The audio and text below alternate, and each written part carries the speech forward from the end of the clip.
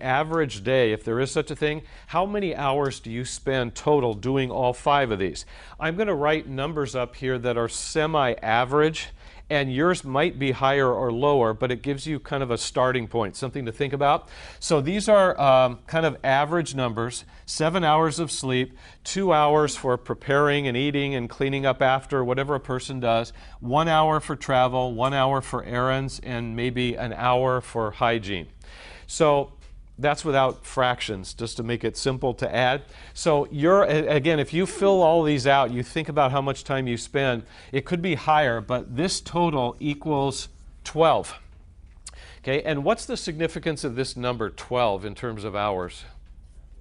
Yes, half a day, right? So if you were to calculate your total for this, and like a lot of students, it's 14, 15, 16, that's pretty depressing for a minute, because it means that you do these things, which are a required part of life, and it takes over half the day. So over half the day's gone. That means you don't have very many hours left for everything else you need to do and also like to do. So quick question, and again, we won't spend too much time on this. What are some categories of a person's life, things that they need to do or like to do, that are not listed here? School, work, like family, exercise, yeah, socializing, entertainment, the list goes on and on. Do you do all of those things every day? Probably not, but they're part of your life and you want them to be a regular part. So if your total is around this or a little more or less, it means you have about half the day left for everything else.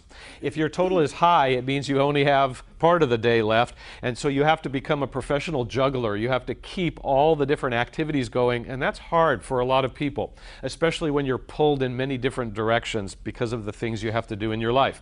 So that's the first thing. And then second, there is a number that is always a very significant number to me as a teacher, and it's this one, the number 56. And what I teach people about this is that this is what I always refer to as the magic number for time management. It's a number that's really important to remember, and I'll explain why that is now. If a person worked 8 hours a day, what would that mean about them? What is 8 hours a day of work? Yeah, full-time, right? So that's kind of thought as full-time. If a person worked 8 hours a day, 7 days a week, that would be a busy person, right? What's the total here? 56, right? So even though some of you are not working right now, school is your job, I want you to first think that this number is like 56 hours a week, which would be like someone working 8 hours a day, 7 days a week. Okay? That's a lot. Is this person too busy or not? Well, it's hard to say for sure, but if they told you that they were also looking for another 20-hour-a-week job to add to this, then I think you'd look at them, I hope, if you had any compassion, and you'd think, ooh, that's a lot. You may kill yourself. Okay? So what does this have to do with you as a student? And so this is what you can actually take a minute to do if you would. This should be pretty easy, I think, for everybody. The first one is to write down the number of units that you're taking this semester. And I'm going to put a number here, but I don't really want you copying mine. I just want you to put what's true for you. This is sort of a typical number.